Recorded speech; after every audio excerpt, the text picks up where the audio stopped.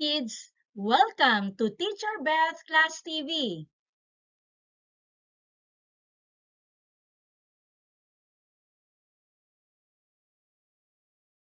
Today, we're going to continue our discussion about the skeletal system. We will tackle about the injuries to the skeletal system, the diseases and disorders of the skeletal system, and the caring for the skeletal system. Are you ready? The bones, ligaments, tendons, and joints form the skeletal system. It is the framework that gives the body structural support, and it is constantly subjected to a lot of physical stress that can result to injuries. These are some of the injuries to the skeletal system. Let's discuss them one by one. Sprain, dislocation, and fracture. A sprain occurs when too much pressure is put on a joint and the nearby bones and ligaments. This causes the ligament to stretch too much. These are some examples of sprain: ankle sprain, knee sprain, shoulder sprain, and waist sprain. A dislocation occurs when severe pressure is put on the joints, forcing the bones to move out of alignment. It is always accompanied by ligament damage and bone fracture.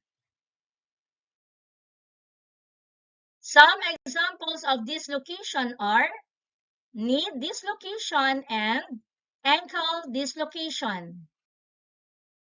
Symptoms of dislocation include pain, rapid swelling, and discoloration in the affected area.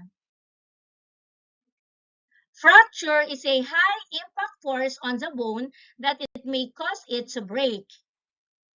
This may happen during an intense sport activity, a fall, or a vehicular accident. A fracture may be simple or compound.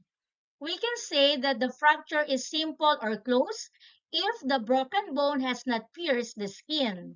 It is compound or open fracture if the broken bone juts out through the skin or a wound leads to the fractured site. This is an example of a simple or close fracture, and this is a compound or open fracture. Let's now discuss the diseases and disorders of the skeletal system. These are some of the diseases and disorders of the skeletal system: arthritis, rickets, osteoporosis, and scoliosis. Arthritis is a common bone disease among old people. It is a result of the gradual erosion of the protective layer of cartilage between the bones at the joints. It can cause pain, stiffness, and swelling of the joints. Rickets is the weakening and softening of the bones because of vitamin D deficiency. Lack of exposure to sunlight may cause rickets. This is because sunlight is needed to activate the vitamin D in the body, which in turn helps in absorption of calcium. Scoliosis is an abnormal curvature of the spine. It may cause back pain. These are the types of scoliosis: thoracic scoliosis, lumbar scoliosis, thoracolumbar scoliosis, and combined scoliosis. Early diagnosis of the ailment can help a person with scoliosis get treatment right away. It may be done using a cast applied from the chest to the waist to help correct the curvature of the spine. Osteoporosis. Bones are hard and strong because they contain phosphorus and calcium. When bones lack these minerals, they become brittle, weak, and thin. Older people are more susceptible to osteoporosis because the ability of the body to absorb calcium lessens with age. You have learned how important your skeletal system is. While bones are hard, they can be broken and weakened if not cared for properly. These circumstances can be avoided if we follow the proper care of the skeletal system. Here are some ways which you can do. Eat and drink calcium-rich foods like milk, cheese, and other dairy products. Broccoli, salmon, nuts, oranges, and other calcium-fortified foods are also good sources of calcium. Include vitamin D foods in your diet, such as eggs, fatty fish, orange juice, and cereals to assist in calcium absorption. Exercise at least twice a week to build healthy bones and prevent osteoporosis. Avoid smoking and drinking alcoholic beverages. Always fasten your seatbelt when riding a car and wear a helmet when using a motorcycle.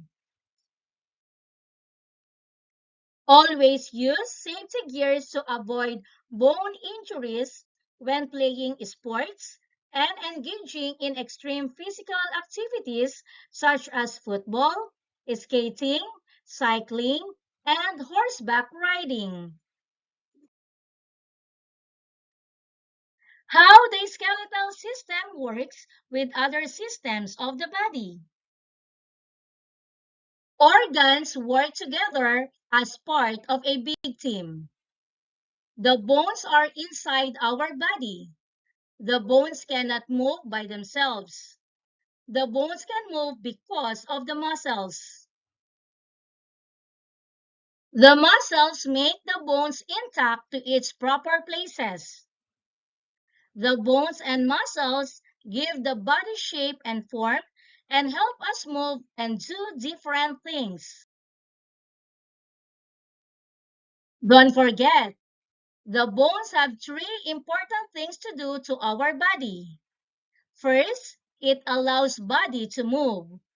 Second, it protects the body's sensitive organs.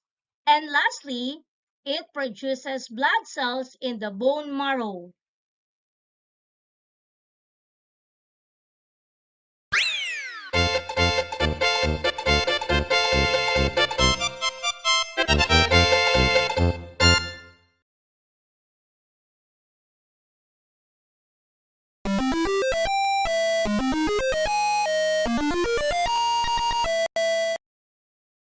Thank you for joining me.